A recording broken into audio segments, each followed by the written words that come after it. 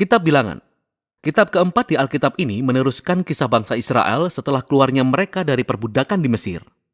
Tuhan telah membawa mereka ke Gunung Sinai dan Ia masuk ke dalam perjanjian dengan mereka di sana. Dan meskipun Israel memberontak, Allah telah dengan murah hati menyediakan jalan bagi Israel untuk tinggal dekat dengan hadirat-Nya yang kudus di tabernakel. Jadi, Kitab Bilangan dimulai di akhir masa 1 tahun Israel tinggal di Gunung Sinai dan mereka berangkat menuju padang gurun dalam perjalanan ke tanah yang telah dijanjikan Allah kepada Abraham. Adapun alur kisah kitab ini dirancang sesuai dengan tahapan perjalanan mereka. Bagian pertama dimulai di Gunung Sinai, namun kemudian mereka berjalan menuju padang gurun Paran. Dan kemudian dari sana mereka mengarah ke dataran Moab yang tepat berseberangan dengan tanah perjanjian. Bagian pertama dibuka dengan sebuah sensus di mana semua orang dihitung. Dari sinilah nama kitab ini diambil. Dan kemudian ada hukum-hukum tentang bagaimana suku Israel itu harus diatur dalam perkemahan mereka. Jadi tabernakel harus berada di tengah dan kemudian dikelilingi oleh para imam dan suku Lewi. Dan kemudian di sekeliling mereka, kedua belas suku diatur dengan rapi dengan suku Yehuda sebagai kepala.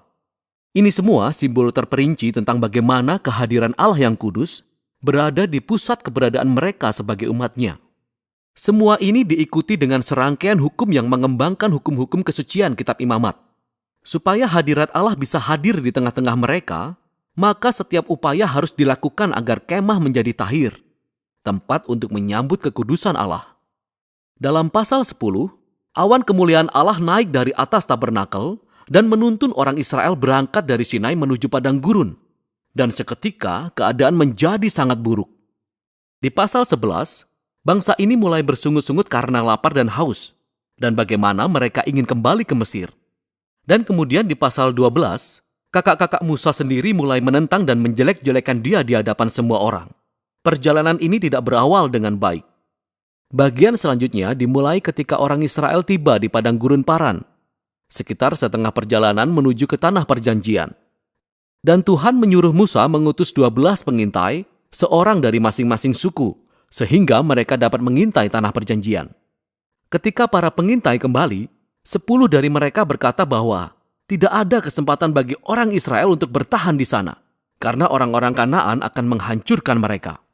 Namun ada 2 pengintai lainnya, Kaleb dan Yosua, yang mengatakan bahwa Allah dapat menyelamatkan mereka. Akan tetapi 10 pengintai itu membangkitkan kemarahan yang menakutkan dari orang-orang. Dan mereka mulai merencanakan pemberontakan. Mereka berencana untuk menunjuk pemimpin baru dan kembali ke Mesir. Maka sewajarnya Tuhan marah, sehingga Musa pun memohon bagi bangsa ini. Dia meminta Tuhan untuk setia terhadap janjinya kepada Abraham. Dan Tuhan melakukan permintaannya, tapi tidak mengorbankan keadilannya. Ia memberikan apa yang diminta umat ini untuk tidak masuk ke tanah perjanjian. Dan Tuhan menghukum generasi ini dengan membuat mereka mengembara di padang gurun selama 40 tahun sampai mereka mati. Hanya anak-anak mereka yang akan masuk ke tanah perjanjian. Sekarang kita mungkin akan berpikir konsekuensi yang berat ini akan membuka mata mereka. Tapi ternyata keadaan menjadi lebih buruk lagi. Jadi dalam cerita selanjutnya, terdapat kelompok suku Lewi yang memulai pemberontakan. Dan mereka menantang kepemimpinan Musa dan Harun dengan berkata bahwa mereka sudah keterlaluan. Jadi Tuhan menangani orang-orang Lewi ini dengan sangat keras. Dan Ia pun memperbarui komitmennya kepada Musa dan Harun sebagai pemimpin Israel. Seiring mereka meninggalkan daerah Paran dan memulai perjalanan, mereka lagi-lagi membuat masalah. Orang-orang Israel mulai bersungut-sungut lagi tentang rasa haus mereka dan bertanya mengapa Musa malah membawa mereka keluar dari Mesir. Jadi Tuhan meminta Musa berbicara pada bukit batu untuk mengeluarkan air bagi semua orang. Namun Musa tidak benar-benar melakukan hal ini. Dia melampaui batasannya.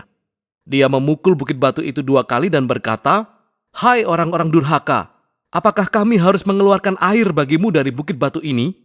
Demikianlah Musa tidak menghormati Allah dengan menempatkan dirinya pada posisi Allah yang bisa mengeluarkan air.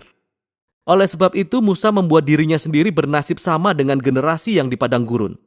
Ia juga akan mati di padang gurun dan tidak akan pernah masuk ke tanah perjanjian. Setelah ini, orang Israel memberontak lagi dan Allah memberikan hukuman yang sangat aneh pada mereka. Ular-ular berbisa datang dan memagut mereka. Dan Musa pun harus memohon lagi bagi orang Israel, dan Tuhan memerintahkan Musa untuk melakukan ini. Membuat ular tembaga dan menaruhnya pada tiang. Maka siapapun yang melihat ular ini akan disembuhkan dari pagutan ular berbisa. Ini adalah simbol yang sangat aneh. Tapi ini menunjukkan tantangan yang harus dihadapi Allah karena kesetiaannya pada perjanjiannya.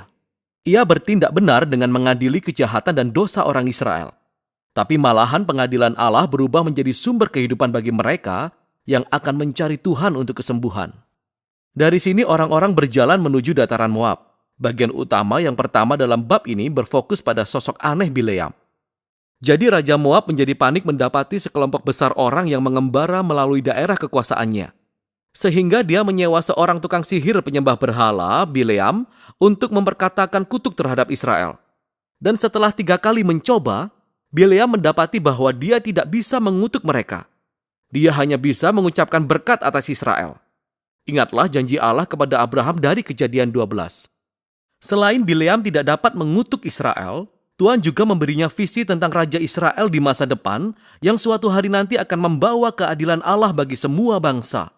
Visi ini juga mengingatkan kembali janji Yakub kepada Yehuda dalam Kejadian pasal 49. Sekarang lebih baik kita berhenti dan merefleksikan alur kisah kitab ini sampai sejauh ini. Kisah-kisah pemberontakan di padang gurun terjadi berentetan dan kian lama kian buruk. Dan sementara Allah memang menurunkan penghakiman secara parsial pada orang Israel, Dia juga tetap menunjukkan belas kasihan, menyediakan makanan dan air di sepanjang perjalanan. Dan kisah Bileam ini menunjukkan kemurahan Allah dengan begitu jelas karena inilah orang Israel. Di bawah sana di kemahnya mereka bersungut-sungut dan memberontak, tetapi di atas bukit tanpa sepengetahuan mereka, Allah melindungi dan bahkan memberkati mereka. Dan inilah perbedaan antara pemberontakan Israel dan kesetiaan Allah di padang gurun yang membuat kisah ini sangat penting bagi generasi Israel yang selanjutnya. Kisah selama di padang gurun diceritakan kembali dari masa ke masa oleh para nabi Alkitab selanjutnya dan oleh para penyair, bahkan oleh para rasul dalam perjanjian baru. Dan kisah-kisah ini selalu menjadi peringatan bahwa sementara Allah tetap setia kepada janji-janji perjanjiannya, Ia juga akan memperbolehkan umatnya pergi meninggalkan Dia dalam pemberontakan dan menghadapi akibatnya. Setelah ini, sisa dari kitab ini berfokus kepada anak-anak dari generasi padang gurun dan mereka mulai bersiap-siap mewarisi tanah perjanjian. Mereka mengadakan sensus lagi bagi generasi yang baru. Kemudian mereka pergi dan memenangkan sejumlah pertempuran dengan kelompok orang-orang di sekitar mereka. Dan kemudian beberapa suku bahkan mulai menetap di tanah perjanjian. Dengan demikian, kitab ini berakhir dengan generasi baru yang bersiap-siap memasuki tanah perjanjian. Dan Musa hendak menyampaikan kata-kata hikmat dan peringatan yang terakhir. Namun untuk sekarang, inilah isi kitab Bilangan.